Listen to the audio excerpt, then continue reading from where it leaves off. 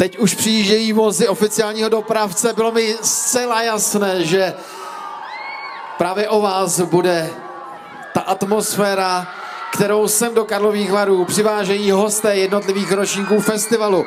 Pro letošní rok, dámy a pánové, další hosté na červeném koberci. V tomto případě Victoria Clark, která je teď na červeném koberci, ale především, dámy a pánové, hollywoodská hvězda, americký herec, muzikant, producent Johnny Depp v Karlových Varech. Dobré odpoledne. Johnny Depp na červeném koberci 55. ročníku Mezinárodního filmového festivalu Karlovy Vary. Držitel 3 Oscarových nominací, držitel Zlatého globu a dalších filmových ocenění v Karlových Varech na festivalu na červeném koberci. Johnny Depp přiváží jako producent film Hrnec zlaťáků, pár drinků, který bude uveden na letošní festivalové přehlídce v Karlových Varech. A společně s tím na červeném koberci Victoria Clark, to je manželka představitele, hlavního protagonisty tohoto filmu, Seana McGovana. Tak je to jasné,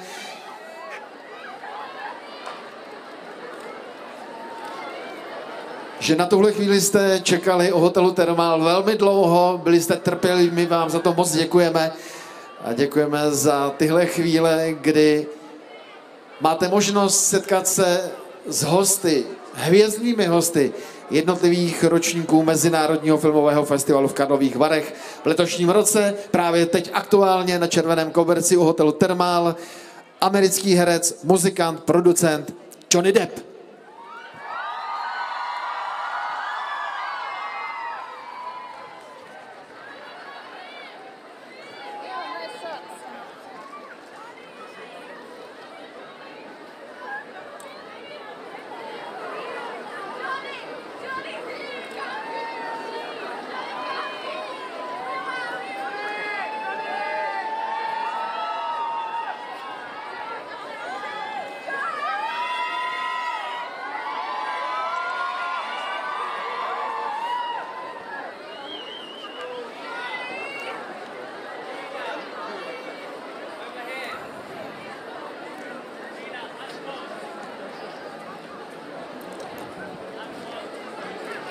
Johnny Depp, muzikant, také příznivec rockové muziky, zvažoval na začátku své filmové kariéry, zdali se věnovat filmu nebo muzice.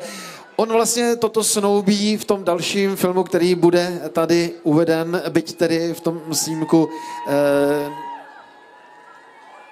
zazní muzika, samozřejmě ta rocková, kterou má rád, a on ten film přiváží jako producent, ale jeho debut z roku 1984, horor Noční můra v Elm Street, jasně ukázal cestu filmovou pro Johnnyho Deppa. V roce 1990 natočil film Střihoruký Edward s režisérem Timem Burtonem a nesmím zapomenout také na oblíbené Piráty z Karibiku. A myslím, že těch filmů je celá řada, o kterých bychom teď tady mohli na červeném koberci hovořit, ale je zcela jasné, že vás zajímá především to osobní setkání s dalším hostem letošního ročníku festivalu. Johnny Depp v Karlových Varech.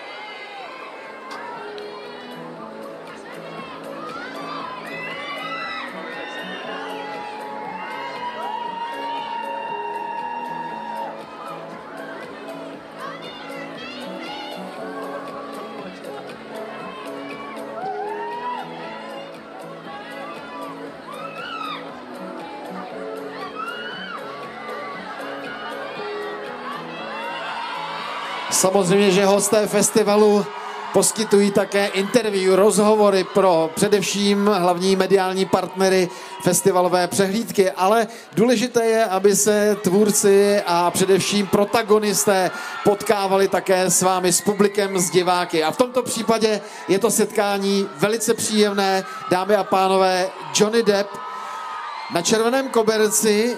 Uvidíme, zdali projde ještě do té druhé části před hotelem Thermal. Myslím, že později určitě ano.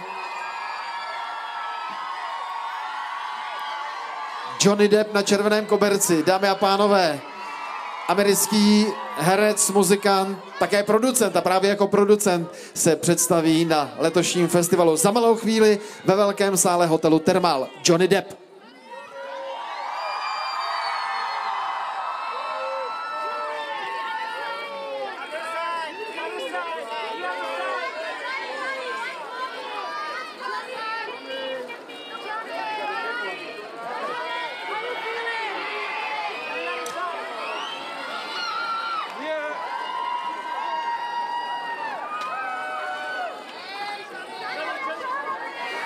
Tak a to je společná fotografie na červeném koberci také s režisérem Julienem Templem. Tak to je ta osobnost, která přiváží film do Karlových Varů, film Hrn zlaťáků, pár drinků, a společně v té delegaci je také Steven Deuters, producent snímku, a spoluproducentem je právě zmiňovaný Johnny Depp, který teď aktuálně na červeném koberci s dalšími tvůrci filmu, který za chvíli bude uveden ve velkém sále hotelu Thermal. Režie Julien Temple.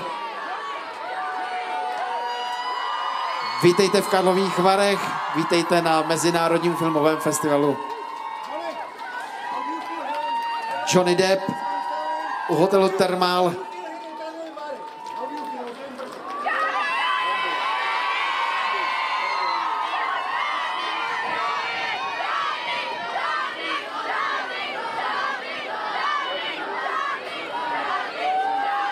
Dámy a pánové, Johnny Depp na červeném koberci právě vchází do hotelu Thermal. Dobrý den, vítejte v Karlových Varech, Johnny.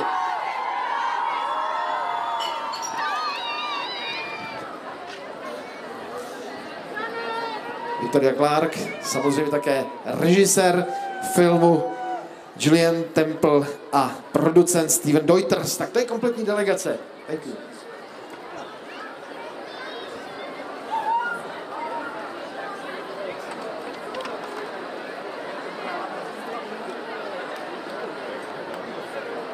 Dámy a pánové, děkujeme za to, že jste s námi.